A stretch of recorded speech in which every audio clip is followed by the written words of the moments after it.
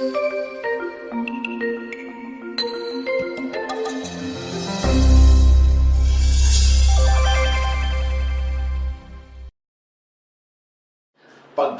po mga kapatid, nawa sa sandaling ito patuloy tayong nabibiyayaan ng Panginoon ng pasensya, ng pagtityaga, at hindi lang yun, more than that, ng kaligayahan pa, dagdag na bonus, ng enjoyment.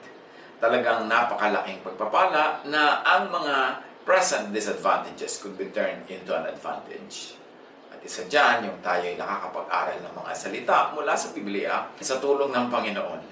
Ito nawa ay maging dagdag na pagpapala sa ating lockdown period, sa ating quarantine, sa ating pagbubulay-bulay na nananahimik sa ating mga lugar. Pagka may mga nangyayaring ganito, napakadalas na nausapan ng mga mahilig mag-aral ng Biblia, yung mga relihiyoso, yung mga mahilig takutin ang mga sarili. Tanong nila agad, end of the world na po kaya ito? Lagi na lang may end of the world, may puputok na bulkan, tuwing may lilindol dyan, may end of the world, tuwing may tsunami, end of the world, tuwing merong may sakit, end of the world.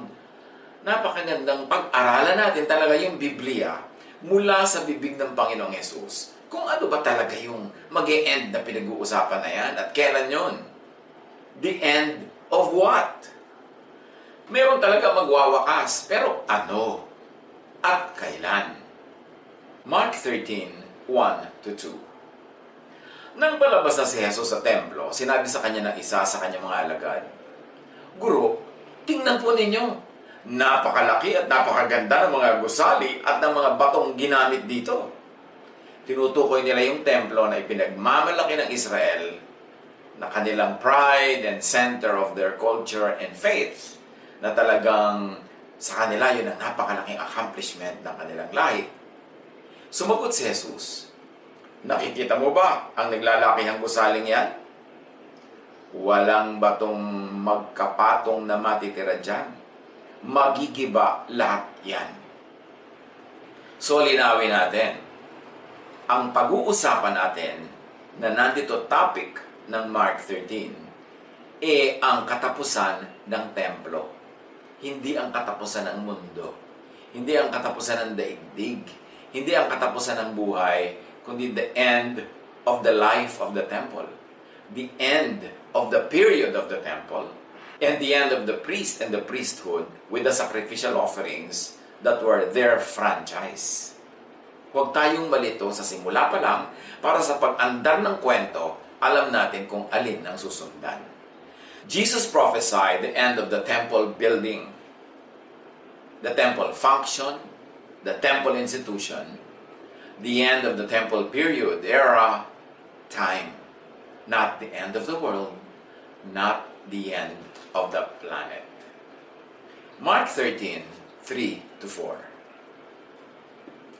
Habang nakaupo si Jesus sa bundok ng Olibo, sa may tapat ng templo na pinag-uusapan, palihim siyang tinanong nina Pedro, Santiago, Juan, at Andres, "Kailan po mangyayari ang mga bagay na ito? At ano po ba ang palatandaan na ang lahat ng mga ito ay malapit ng maganap?" Alin? Yung pagkagiba ng templo. Kasi yun ang pinag-uusapan. Mark 13:5. Sinabi sa kanila ni Jesus, "Mag-ingat kayo upang hindi kayo malinlang ninuman." So maraming manlilinlang, maraming panlilinlang na mangyayari tungkol sa end, tungkol sa wakas. At isa sa mga kalituhan na ito ay kung ano ang magwawakas at kung kailan. Remember, ang sinabi ni Jesus, ang mga gusaling yan, walang matitirang magkapatong na bato. So ang sinasabi niya, magwawakas ay yung buhay ng templo sa Jerusalem. Mark 13:6. Ito na yung mga signs. Kasi sabi ng mga disciples, "O sige po, sabi nyo, guguho ang mga building na ito, walang matitira." Pwede po bang malaman kung ano ang mga senyales? Kung malapit nang mangyari yun.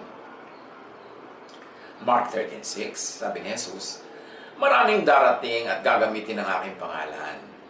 Sila ay magpapanggap na sila ang Kristo at ililigaw nila ang marami." So isang sign yon. At naganap na yan nung panahon mismo nila Pedro. Mark 13:7-8. Huwag kayong mabagabag kung makabalita kayo ng mga digmaan at mga usap-usapan tungkol sa digmaan. Dahil mangyayari ang mga ito, ngunit hindi pa ito ang wakas ng templo, sapagkat maglalaban-laban ang mga bansa at ang mga kaharian. So sinabi ni Jesus, makakabalita kayo mga gera-gera, isa rin yun na senyales na magwawakas na yung templo. Pero huwag kayong mababagabag. Ngayon naman, ang mga tao, laging nababagabag. Tapos ay, may gera na naman, end of the world na. Ay, may gera na naman, tatapos na ang daigdig. Sinabi na nga ni Jesus, huwag kayong mabagabag, part yan ng sign. Mark 13:8. Lilindol sa iba't ibang dako at magkakaroon ng mga taggutom. Ang mga ito'y pasimula pa lamang ng paghihirap na tulad ng nararanasan ng isang nanganganak. So ayun na naman, isang sign. Magkakaroon ng mga lindol-lindol, taggutom. Remember, bago mawasak ang templo. Bago matapos ang buhay ng templo. Mark 13:9.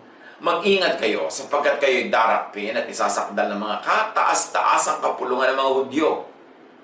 So, ibig sabihin, mangyayari ang pagdakip, mangyayari ito, nakatayo pa ang templo kasi makapangyarihan pa yung mga religious leaders. Hagupitin sa mga sinagoga at dadalhin kayo sa mga gobernador at mga hari nang dahil sa inyong pagsunod sa akin upang magpatotoo sa kanila. At lahat ng yan nangyari sa panahon nila Pedro, nila Paul. Ngayon, pinipilit ng mga taong i-apply sa ating panahon, tapos na ito. Sabi ni Jesus, ito yung sign na mangyayari. Pero nangyari yon agad. At ngayon, pag nililingon natin, nangyari na, tapos na, huwag na nating abangan at takutin ang mga sarili natin lagi sa kung ano magwawakas. Ang magwawakas ay yung templo at nangyari na yon noon pa. There would be persecution, sabi ni Jesus. Mark 13:10. Ngunit kailangan munang maipangaral sa lahat ng bansa ang magandang balita bago magiba ang templo. So isa sa mga signs, sabi ni Jesus, na malapit na magiba ang templo, ipapangaral ang mabuting balita na itong sinasabi ko sa inyo, kaligtasan mula sa batas, kaligtasan mula kay Moses, kaligtasan mula sa guilt, sa punishment, kaligtasan mula sa kasalanan. Magaganap na ito'y ipapamalita sa buong mga mundo, sa lahat ng mga bansa, bago magiba ang templo. So remember mangyayari ang lahat ng yon bago magiba. And this happened apparently at Pentecost. Alin? Na ang balita ay nakarating sa lahat ng bansa noong piyesta ng Pentecost. Ano nangyari noon? Acts 2:5-12. May mga debotong Hudyo noon sa Jerusalem na nagmula sa bawat bansa sa buong mundo. So, nasatisfy yung Mark 13:10 na ang bawat bansa represented by people. Bawat bansa ng mundo. But remember, mundo na alam nila, mundo sa definition nila, mundo sa kanilang dictionary, meaning the Mediterranean Roman world. Every country was represented in Jerusalem at that time. Nang marinig nila ang ugong, at ito yung Holy Spirit na bumababa, nagdatingan ng maraming tao na mangha sila sapagkat nagsasalita ang mga alagad sa wika ng mga nakikinig. So imagine, piyesta ng Pentecost. Lahat ng mga Hudyo na nakatira sa iba't ibang mga bansa umuwi sa Jerusalem para mamista. So all the countries represented in the known world, the Roman, Mediterranean world, the world according to Jewish definitions, nandun sa Jerusalem. Bumaba ang Holy Spirit, dumagundong ang paligid, mayroong mga tila apoy na nagbabaan mula sa langit, dumapo sa ulo ng mga disciples, at nagsalita ang mga disciples ng tongues. Hindi yung mga tongues na magulong hindi mo maintindihan. Tongues, languages that were understandable to the hearers. At ang kagulat-gulat sa mga naka-assemble na mga Hudyo from all over the world who spoke different languages of the countries that they now live in, yung mga disciples nagsasalita sa language ng country na pinanggalingan nila, naiintindihan nila ang message. Sa pagpapatuloy, sa pagkamangha at pagtataka ay kanilang nasabi, hindi ba taga Galilea silang lahat, mga probinsyano? Bakit sila nakapagsasalita sa ating wika? Tayo'y mga taga Parsia, Media, Elam, Mesopotamia, Judea at Cappadocia, Ponto at Asia. Mayroon pa sa ating mga taga Phrygia at Pamphylia, Ehipto at sa mga lupain ng Libya na malapit sa bayan ng Cyrene, at mga nagmula sa Roma, mga Hudyo at mga Hentil na naakit sa pananampalatayang Hudyo. May mga taga-Creta at Arabia rin. In other words, this is the world, the Roman world, the Mediterranean world, extending far beyond the Mediterranean shores. The whole world was assembled in Jerusalem. At sabi ni Jesus, ibabalita ang magandang balitang ito sa lahat ng bansa bago magwakas. Paano sila nakapagsasalita sa ating mga wika tungkol sa mga kahanga-hangang ginawa ng Diyos? So, naintindihan nila yung salita at ang mga ikinwento nila Pedro at dineclare nila mga kahanga-hangang ginawa ng Diyos sa pamamagitan ni Jesus.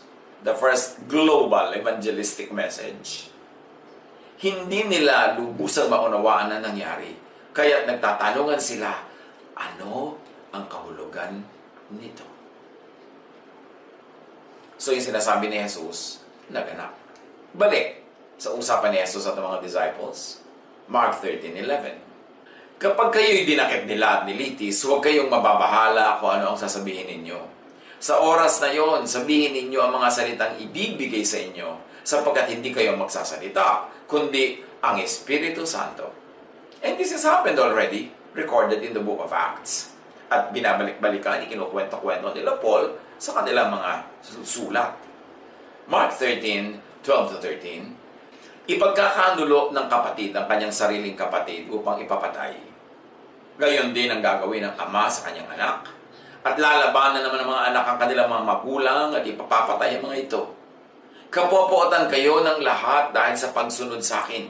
Ngunit ang manatiling matatag hanggang sa wakas, meaning wakas ng specific panahon na ito ng persecution, hindi wakas ng mundo, ang siyang maliligtas.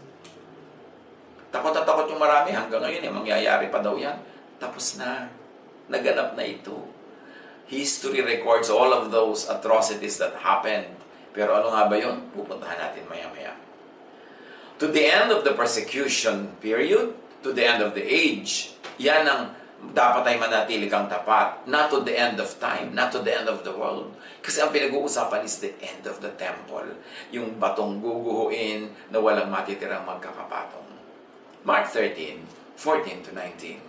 Kapag nakita na ninyo ang kasuklam-suklam na kalapastanganan na nasa dakong di dapat kalagyan, unawain ito ng nagbabasa. Ang mga nasa Judea ay dapat nang tumakas papuntang kabundukan. At pinaniniwalaan ng iba, ito yung nagpadala ang isang Roman Emperor ng kanyang estatwa para ipasok sa temple. Ito ang pinaniniwalaan nilang sign nitong bagay na kalapastanganan na ito. Ang nasa bubungan ay huwag nang mag-aksaya ng panahon at kumuha pa ng kahit ano sa loob ng bahay. At ang nasa bukid ay huwag nang umuwi pa upang kumuha ng balabal. Sa mga araw na yon, kawawa ang mga nagdadalang tao at mga nagpapasuso. Ipanalangin ninyo huwag mangyari ang mga ito sa panahon ng taglamig, sapagkat sa mga araw na yon, ang mga tao ay magdaranas ng matinding kapighatian na hindi pa nararanasan mula ng likhain ng Diyos ang sanlibutan at hindi na muling mararanasan pa kahit kailan. Of course, the Jesus language, the Bible language, may drama, dramatic yan. May kahalong exaggeration na hindi panlilin lang, hindi deception, kundi part of the style of language ng araw yun. So, anong naganap na tinutukoy ni Jesus that history tells us really happened? Noong AD 70, thereabouts, and all throughout time anyway, laging naghihimagsik ang mga Israelita laban sa Roma. But, in AD 72, the Roman destruction of Jerusalem happened. Bilang ganti ng Romans, sa sobrang paghimagsika na naganap noong AD 70s and thereabouts, noong AD 72, sinunog nila, giniba, nilipol ang buong Jerusalem. Sinira nila ang templo at naganap yung sinasabi ni Jesus, walang natitirang batong nakapatong sa isa't isa. Ngayon, baka naman sabihin ng mga pilosopo, bakit may natirang kaprasong wall, may bato rin nakapatong sa isa? Poetic language yun, hindi naman kailangan literal. Ibig sabihin, the institution that the building represented collapsed together with the general collapse of the whole building. At naganap yun noong AD 72. In fact, merong ark sa Roma, the Ark of Titus, at nakauka doon sa kanyang gilid, pwede mong makita hanggang ngayon, na yung kinomemorate yung tagumpay ng Roma na sirain ng Jerusalem, inuwi nila yung pagkalaki-laking menorah na simbol ng Israel sa Rome. At yan ay makikita sa Ark of Titus, malapit sa Roman Colosseum, magpahanggang ngayon. Yung sinasabi ni Jesus sa paghihirap, pagdurusa, naganap noong AD 72 at mga kasunod na mga taon. Ang mga Hudyo pinalaya sa buong Palestine, kinalat sila, at hindi nga sila nabuo uli bilang isang bansa hanggang mga 1947, 1948, matapos yung Second World War. So yun ang sinasabi ni Jesus, ang pagdurusang mararanasan ninyo at ang paggiba ng templong yan. Yun ang end of the temple. End of the period. Mark 13, 20-25. At kung hindi pinaigli ng Panginoon ang pagdurusa sa panahon na yun, walang sino mang makakaligtas. Subalit alang-alang sa kanyang mga hinirang, pinaikli niya ang mga yun. Kung may magsabi sa inyo, narito ang Kristo, o kaya naroon siya, huwag kayong maniwala, sapagkat may mga magpapanggap na Kristo at may mga magpapanggap na propeta. Magpapakita sila ng mga himala at mga kababalaghan upang iligaw, kung maaari, maging ang mga hinirang ng Diyos. Kaya't mag-ingat kayo. Sinasabi ko na sa inyo ang lahat ng bagay bago pa man ito mangyari. So, nung sinasabi ito ni Jesus, bago mangyari. Pero nagganap tong AD 72, nangyari na, ang tagal-tagal na nangyari. Kung titingnan natin ngayon, lilingunin. At pagpapatuloy, sapagkat sa mga araw na yon, pagkatapos ng kapighatiang yon, magdidilim ang araw. Hindi magliliwanag ang buwan. Malalaglag mula sa langit ang mga bituin at magugulo ang mga kapangyarihan sa kalawakan. Again, natapos na rin yun kasi kasabay yun ng mga persecution, kasabay yun yung mga gulo na yun. Hindi tuwing meron ngayong blood moon, kung may mamumula yung langit, tuwing may mga mangyayari, mga lindol-lindol, isipin mo, ito na yung sinasabi ni Jesus, nangyayari na. Tapos na. At si Joel, ang propetang Joel, tinukoy din niya itong panahon na ito. Yung mga lindol, yung mga pupula ang buwan, etc., etc. Joel 2:28-32. Pagkatapos nito, ipagkakalob ko ang aking espiritu sa lahat ng tao. Pagkatapos daw ng hirap, pagkatapos ng mga signs, and of course, the timing of the narratives in the Bible, hindi naman lagi yan na napaka-clearly chronological. Porous yung time. Pwedeng magkakahalo yung binabanggit yung future, yung past, yung present. Ganun, lalo pag prophecy. At sabi ni Joel, pagkatapos nito, ipagkakalob ko ang aking espiritu sa lahat ng tao. Diyos ang nagsasalita sa pamamagitan ni Joel. Ipapahayag na yung mga anak na lalaki at babae ang aking mga mensahe. Doon daw sa pagtatapos na yun ng panahon. Magkakaroon na ng mga panaginip ang iyong matatandang lalaki at makakakita ng mga pangitain ng inyong mga kabataang lalaki. Sa panahong ito, ibubuhos ko rin ang aking espiritu maging sa mga alipin, lalaki man o babae. Magpapakita ako ng mga kababalaghan sa langit at sa lupa, dugo, apoy, at makapal na usok. Nakita niyo yung mga pictures ng depiction ng burning of Jerusalem, mga makakapal na usok. At ang araw ay magdidilim, at ang buwan ay pupulang parang dugo. Siyempre, magdidilim yung araw kung napakaraming usok, matatakpan yung araw. Bago dumating ang dakila at nakakatakot na araw ni Yahweh. At sa panahong yon, ang lahat ng hihingi ng tulong kay Yahweh ay maliligtas. Gaya ng kanyang sinabi, may ilang makakatakas sa bundok ng Zion, at ang aking mga pinili makakaligtas sa Jerusalem. Remember, may sinabi si Jesus sa mga signs. Pagkatapos yung pala, sinabi na ni Joel yon noon pa, the same signs. So yung pag sinasabi ni Jesus, na pagwawakas ng templo, pagwawakas ng panahon, at yung bang tinutukoy ni Joel na katapusan ng isang panahon, ay pareho. Kasi yung tinukoy ni Joel, may matatapos eh. Matatapos ang pang-aalipin sa mga babae. Kasi pati mga babae makakakita ng dreams and visions. Matatapos yung discriminations against the old, discrimination against the young, kasi may mga young people na magkakaroon din ng mga pangitain. At ang mga alipin ay mapapalaya na kasi pati mga alipin magkakaroon ng mga prophecies. May mga makikita sila at i-declare sila. So may magwawakas doon sa sinasabi ni Joel na end. Mawawala yung mga social inequalities, magkakaroon ng pagkakapantay-pantay. Pero pareho ng mga signs, mga makikita sa langit, mga uugang lupa, mga nakakatakot na mga senyales, sinabi yun ni Jesus at sinabi yun ni Joel. Ngayon, very interestingly, may sasabihin si Peter tungkol sa nangyari sa Pentecost. Acts 2:14-21. Sabi ng mga tao, lasing lang yung mga yan, kaya sila kung ano-ano pinagagagawa. Sabi nila, laban sa mga mananampalataya who were speaking in the languages of the delegations that were all over Jerusalem. Kaya tumayo si Pedro, kasama ng 11 apostol, at nagsalita ng malakas, mga taga-Judea, at kayong lahat ng mga panauhin sa Jerusalem, pakinggan niyong mabuti ang sasabihin ko. Hindi lasing ang mga taong ito, gaya ng palagay ninyo. Alas 9 pa lamang ng umaga ngayon. Ang nakikita niyo ay katuparan ng ipinahayag ni Propeta Joel. Kita niyo, sabi ni Pedro, ang nagaganap ngayon, ang pagbaba ng Espiritu Santo, ang pagyanig ng lugar dahil bumaba ang Espiritu bilang hangin, bilang apoy, ang lahat ng nagaganap na ito, katuparan ng sinabi ni Joel. So yung prophecy ni Joel, naganap na nung Pentecost. Yung sinasabi ni Jesus na katumbas ng sinasabi ni Joel, naganap na nung Pentecost. Ulitin natin, verse 16. Ang nakikita ninyo ay katuparan ng ipinahayag ni Propeta Joel. Ito ang gagawin ko sa mga huling araw, at kinote niya si Joel. Sabi ng Diyos, ipagkakulob ko ang aking espiritu sa lahat ng tao. So you see, democratize ang spirituality. Hindi lang pag-aari ng templo, hindi pag-aari ng konti, lahat kakausapin ng Diyos at lahat pwedeng mangusap at gagawing tinig ng Diyos. Ipapahayag ng inyong mga anak na lalaki at babae ang aking mensahe. So wala nang discrimination against women. Lalaki at babae, pwede mag-preach, pwede magturo. Sinimula na yan dapat nung Day of Pentecost. Ang inyong mga kabataang lalaki ay makakakita ng mga pangitain. Ang inyong matatandang lalaki ay magkakaroon ng mga panaginip.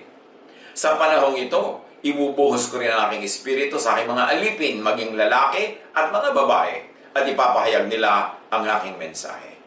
Magpapakita ako ng mga kababalaghan sa langit at mga himala sa lupa, dugo, apoy at makapal na usok. Ang araw ay magdidilim, ang buwan ay pupulang parang dugo, bago dumating ang dakila at maluwalhating araw ng Panginoon. At alam natin nangyari na yon dahil sabi ni Pedro, ito na yung sinasabi ni Joel. Tapos ngayon, yung pupula yung buwan, lagi na lang sinasabi, end of time na. End of the world na. Basahin niyo nga itong Acts at ng Matthew para magkaintindihan. At sa panahong iyon, ang lahat ng mga hihingi ng tulong sa pangalan ng Panginoon ay maliligtas. At sa pagpapatuloy ni Pedro, mga Israelita, pakinggan ninyo ito. Si Jesus sa taga-Nazaret ay sinugo ng Diyos. Pinatunayan ito ng mga himala, mga kababalaghan, at mga palatandaang ginawa ng Diyos sa pamamagitan niya. Alam ninyo ito, sapagkat ang lahat ng ito ay naganap sa kalagitnaan niyo. So tinutukoy ni Pedro ang mga ginawa ni Jesus na alam ng mga taga-Jerusalem. Mark 13:26-27, sa pagpapatuloy, remember, tiningnan lang natin yung sinabi ni Pedro sa Acts, na sinabi ni Joel, na sinabi ni Jesus.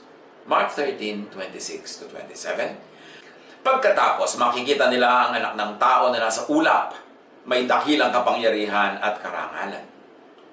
Susuguin niya ang mga anghel sa 4 na sulok ng daigdig upang tipunin ng mga ito ang mga hinirang ng Diyos. At alam natin ng Pentecost, tinipo na mula sa 4 na sulok ng daigdig ang lahat ng mga dapat makarinig ng mensahe ng magandang balita. Dahil nandun nga ang buong mundo umaattend ng piyesta. At narito ang naganap nung Pentecost, Acts 2:2-4. Walang ano-ano'y may ingay na nagmula sa langit, na tulad ng ugong ng malakas na hangin, at napuno nito ang bahay na kinaroroonan nila. May nakita silang para mga dilang apoy na dumapo sa bawat isa sa kanila. At silang lahat ay napuspos ng Espiritu Santo at nagsimulang magsalita sa iba't ibang wika ayon sa ipinagkaloob sa kanila ng Espiritu. So, dinedescribe ang pagdating ng Espiritong Banal, may mga dagundong. At sabi naman sa Mark 13:28 to 31, nung sinasabi ni Jesus ang mga signs ng end time na yan, ng end of the period na yan, unawain ninyo ang aral mula sa puno ng igos. Kapag sumisibol na ang mga sanga nito at nagkakadahon na, alam niyong malapit na ang tag-araw. Gayon naman, kapag nakita niyong nangyayari na mga bagay na ito, malalaman ninyong malapit na ang kanyang pagdating. Siya ay halos narito na. Tandaan ninyo, magaganap ang lahat ng ito bago lumipas ang kasalukuyang salinlahi. Lilipas ang langit at lupa, ngunit ang aking mga salita ay mananatili magpakailanman. Sabi ni Jesus, ang lahat ng senyales na ito, na i-describe ni Joel, at sinabi ni Pedro, ito yung sinasabi ni Joel. Sabi ni Jesus, ang lahat ng ito magaganap sa oras, sa buhay, sa lifetime ng generation ninyo na nakikinig sa akin. In other words, all of these end times happening, and the end times described here, in particular, will happen habang buhay pa yung mga nakikinig sa kanilang lifetime. Not 100 years later, not 1,000 years later, not 2,000 years later, in their lifetime. Matthew 16:28. Tandaan ninyo, sabi ni Jesus sa kanyang mga tagapakinig, may ilan sa inyong naririto na hindi mamamatay hanggang hindi nila nakikita ang anak ng tao na dumarating bilang hari. Can you imagine this? Sabi ni Jesus, makikita nyo ang anak ng tao na darating bilang hari. Yan ang end times na yan. Yan ang pagkatapos ang temple ay gumuho. Pagkatapos ng mga lahat ng hirap. Makikita nyo yan sa inyong lifetime. Now, nangamatay na siyempre, physically, yung mga tao nakikinig sa kanya. So, nagkamali ba si Jesus? Dahil hindi naman nakita na siya'y dumating?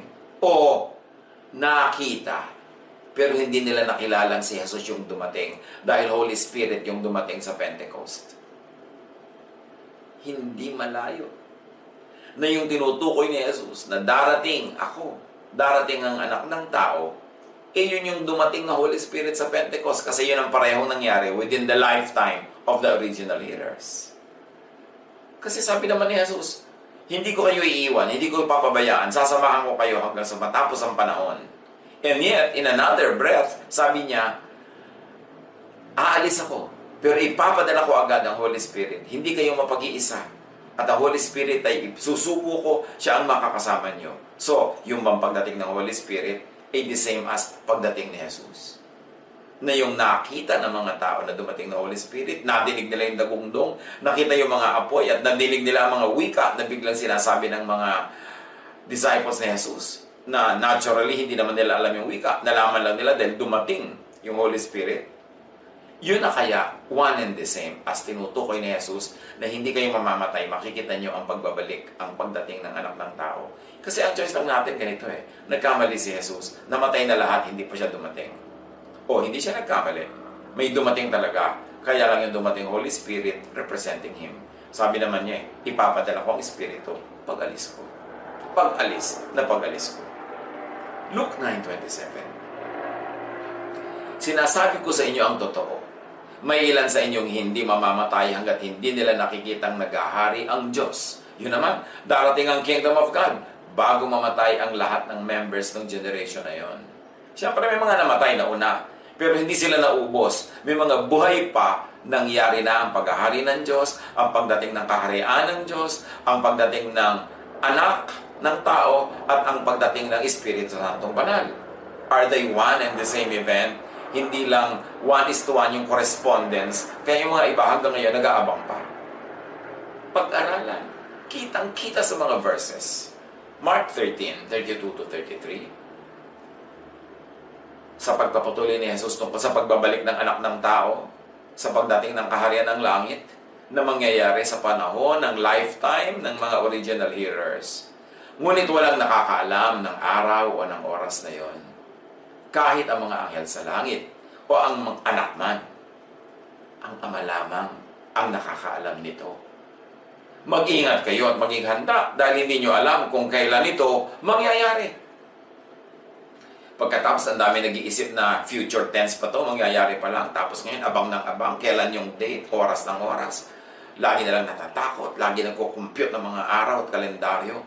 Sinabi nga ni Jesus, walang nakakaalam. So magpatiwati-wari ka man, magpatumbling-tumbling, hindi mo yan malalaman. At sino man ang nagsasabing alam nila yung date, eto yung date, nilalabanan nila ang sinabi ni Jesus. One, na nangyari na yon according to Joel and according to Peter. At number two, according to Jesus, walang makakaalam niyan. Bakit ang tigas-tigas ang ulo natin? Umiimbento tayo ng mga takot, umiimbento tayo ng mga katuroan na nagpapahirap sa loob natin. Matthew 24:36-39, on the same topic, sabi ni Jesus, ngunit walang nakakaalam ng araw at oras ng pagsapit niyon. Kahit ang mga anghel sa langit o maging ang anak man, ang Ama lamang ang nakakaalam nito.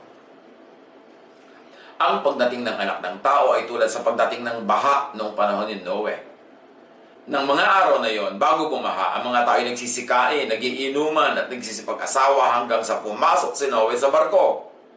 Hindi nila namamalayan ang nangyayari hanggang dumating ang baha at tinangay silang lahat. Gayon din ang mangyayari sa pagdating ng anak ng tao. At nang dumating ang Holy Spirit sa Pentecost, hindi ba nagsisikain, nagiinuman, nagsisipag-asawa dahil may piyesta. The Feast of Pentecost. So, 1:1 na naman yung correspondence ng katuparan ng mga sinasabi ni Jesus.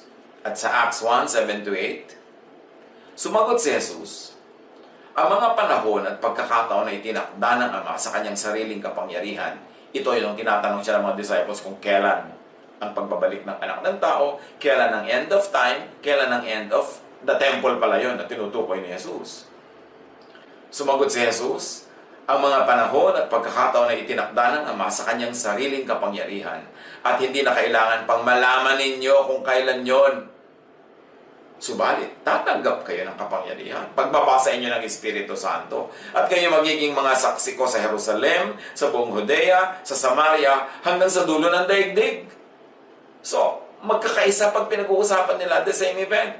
Sana sabi ni Jesus, hindi nyo na kailangan kung kailan mangyayari yung end of time na yan, kung kailan babalik ang anak ng tao, kung kailan darating yung Espiritu Santo, kung kailan matatapos yung age of the temple. Pero ang mangyayari ito.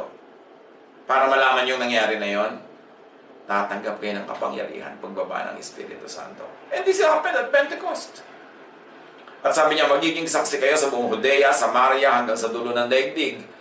And for the last 2,000 years, napakaraming mga well-meaning and very sincere missionaries na para matupad itong sinasabi ni Jesus, pinupuntahan nila talaga bawat bundok, bawat sulok, bawat yungi, bawat continent, bawat planeta, to the point that Western and European colonialism, some of them inspired by this vision to reach the ends of the earth, colonized the world.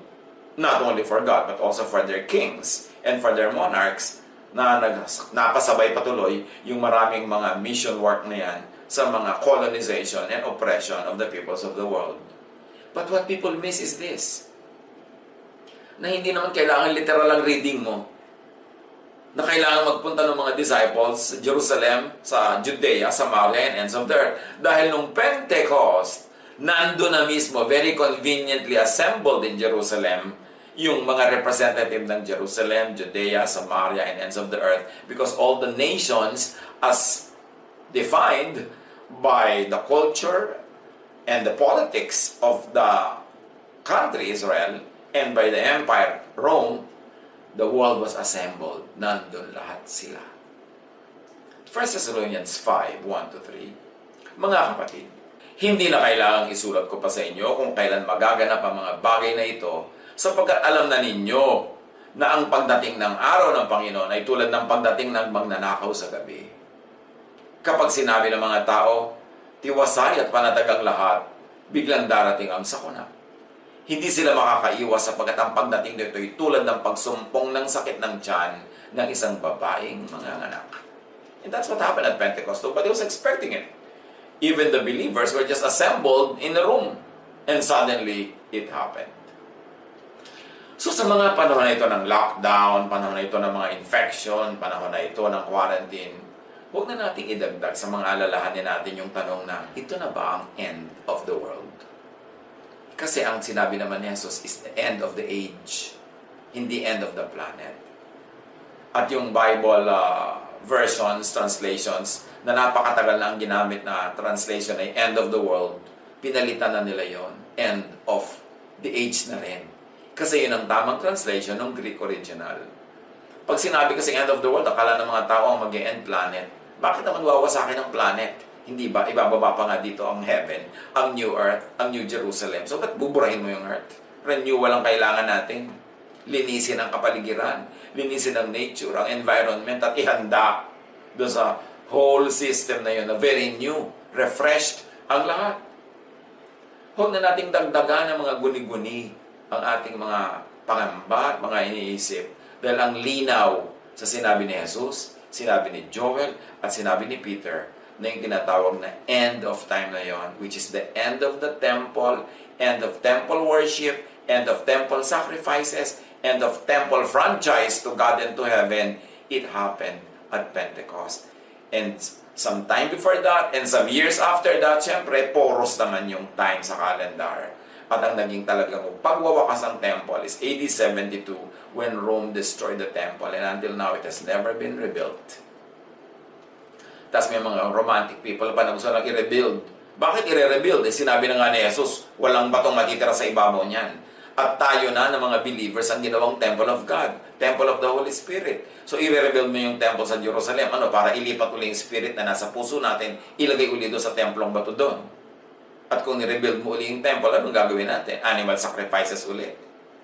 Di backsliding. Hindi ba tinaboy na nga ni Jesus yung mga nagbebenta ng mga animals dyan? Pinagtataob na nga niya yung mga mesa dahil ayaw niya niyang sacrifices na nangyayari sa temple. Pagkatapos, bubuuin mo ulit ang temple para para sa animal sacrifices yun. But by one single sacrifice of His body, He has made perfect for all time all those that will believe in Him. Yun ang malinaw. It's all in Scripture. Nandyan lahat. Basahin lang. Pero mga kapatid, ang pagbabasa, hubarin ninyo yung mga lenses, mga salamin na nakapatong sa ating mata na inilagay dyan ng religion, religious teachers, ng history, ng kung ano-anong mga theologies. Hindi na tuloy natin nababasa yung Bible lang malinaw kasi nakatakip na ang kutakot-takot na layers ng mga salamin na nagsasabi sa ating itong kahulugan yan, itong ibig sabihin yan. No, tanggalin nyo lahat yan, basahin nyo yung Scripture straight. Ask the Holy Spirit to make you understand it dahil nandun naman lahat. Hindi lang natin nakikita. Akala lang natin, nagbabasa tayo ng Scripture. Pero ang totoo nun, minememorya, nire-recite lang natin yung mga sinasabi ng mga nauna, ng mga teacher na nauna, na sinabi ng mga teacher na nauna sa kanila. So paulit-ulit lang, generation to generation, yung misreading of Scripture. Read the Bible and be free. At huwag nang isama at idagdag sa mga alalahanin ng issues na yan na matagal lang natapos. Have peace in Jesus. God bless us all.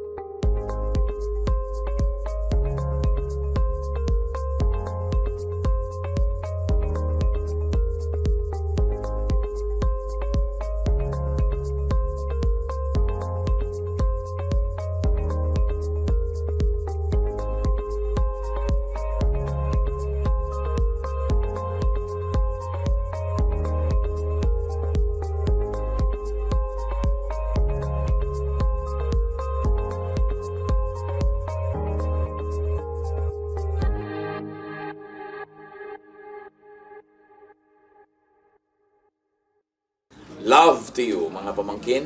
Dito tayo mag-aral ng salita ng Diyos. Dito tayo mag-aral ng mga praktikal na bagay. Magdalanginan para sa isa't isa. Makinig ng mga mensahe.